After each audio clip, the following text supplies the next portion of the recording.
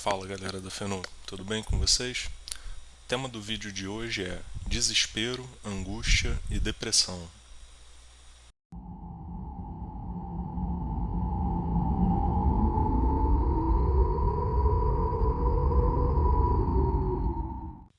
Um tempinho atrás eu participei do podcast Casinha Amarela e lá a gente discutiu um pouco do pensamento de Kierkegaard. Isso me remeteu a essa discussão sobre desespero, angústia, depressão e a relação entre esses termos.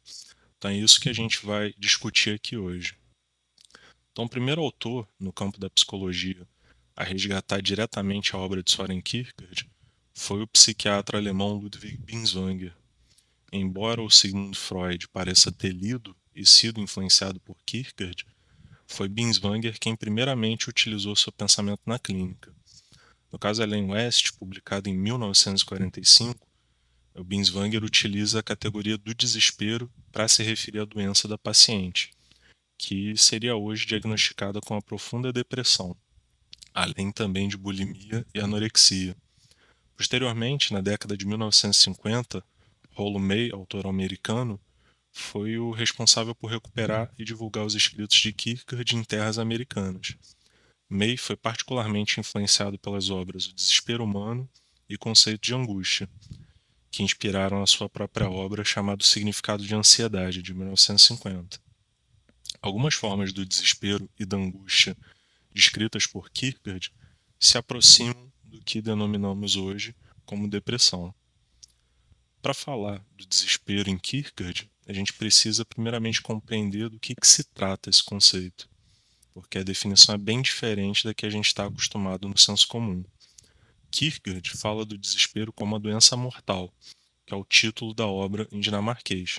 A gente tem uma tradução um pouco mais antiga, indireta, vinda do francês, que está inclusive naquela coleção Os Pensadores, da editora Abril, que tem por título O Desespero Humano. Mas na tradução mais recente, feita pelo Jonas Ross, o título original foi mantido como A Doença para a Morte. Os dois são o mesmo texto, mas tem essa diferença aí no título. Mas o que significa exatamente essa mortalidade do desespero? Se a gente não pode morrer dessa doença, né? Ninguém morre de desespero. Trata-se justamente do fato de que somente nós mortais é que padecemos desse mal. O desespero, então, é uma doença da consciência ou da vontade, como fala a professora Ana Feijó. Kierkegaard ele vai entender o indivíduo como uma síntese de finito e infinito, de possíveis e necessários, de temporal e eterno. Sendo uma síntese, é preciso então se equilibrar entre cada um desses polos. O desespero ele ocorre quando a gente se afasta demais do centro, quando nos aproximamos de um dos polos em detrimento do outro. É possível tanto se perder na realidade em meio ao fatalismo, acreditando que somos mero resultado das contingências e que nada nos é possível, quanto também é possível se perder na imaginação, acreditando que a gente pode exercer todas as possibilidades e sem, no entanto, agir ou executar aquilo que idealizamos. Essas são algumas formas de desespero. O Kierkegaard descreve inúmeras. E a cura para o desespero seria o que ele chama de fé. E aí a gente precisa compreender o que essa fé significa. No meu entendimento, ela se aproxima de uma entrega plena à existência, aceitando as contingências, possibilidades, responsabilidades que são próprias a cada um de nós. Algo bastante similar ao que o Nietzsche chama de amor fati, ou amor ao destino. Bem, e onde é que entra a depressão nessa história? O que entendemos atualmente por depressão abarca uma multiplicidade enorme de fenômenos psicopatológicos. Depressão é um termo que eu considero vago e impreciso.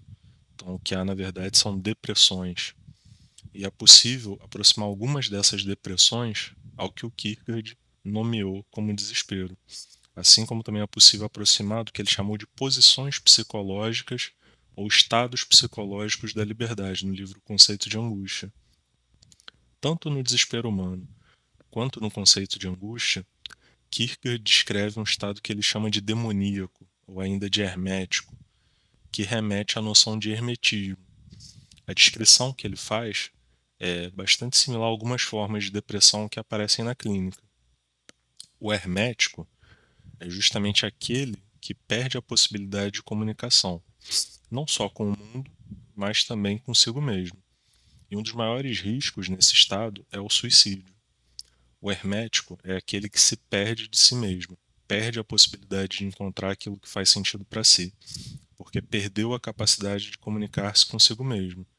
A marca do hermético é o silêncio. A saída é ouvir o que o silêncio tem a dizer, e é preciso entender que o silêncio ocorre não somente pela ausência de fala, mas também pode se manifestar através de um falatório que não comunica nada, que é vazio de conteúdo.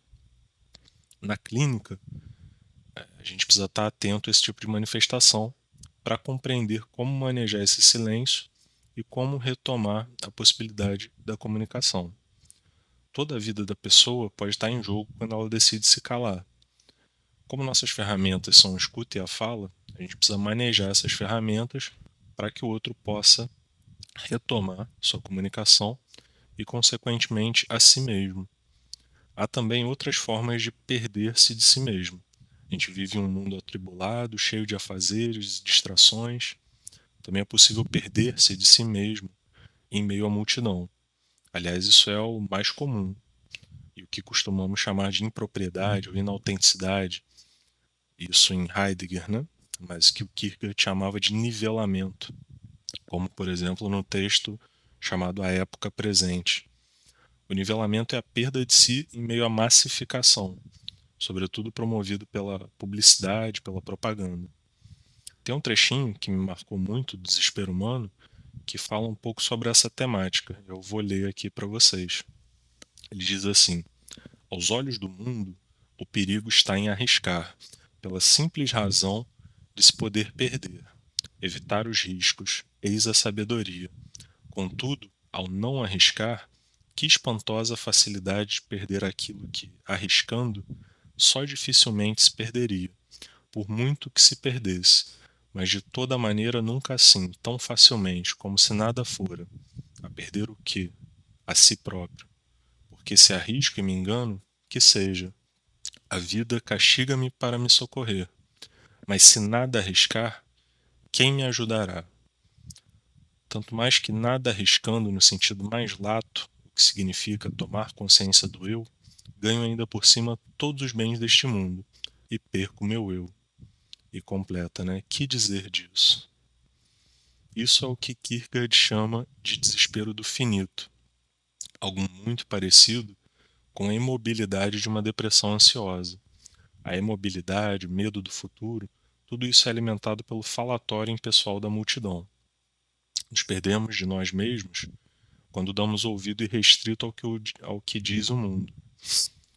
A saída é justamente uma retomada de si, um diálogo interior que possibilite encontrar aquilo que efetivamente possa fazer sentido de maneira singular. Em resumo, nessa articulação entre depressão, desespero, angústia, a gente vê que é possível perder-se de si em meio ao silêncio ou pelo excesso de burburinho da multidão. Esses são dois modos da perda da comunicação interior que podem resultar em uma depressividade. E o caminho para a superação é justamente a retomada do diálogo interior, atentando para os sentidos que podem emergir dessa situação. E vocês, já se depararam com esse tipo de situação na clínica? O que vocês pensam sobre isso? Qual a experiência de vocês? Comentem aí embaixo, sigam, compartilhem e vamos crescer a nossa rede. Um abraço.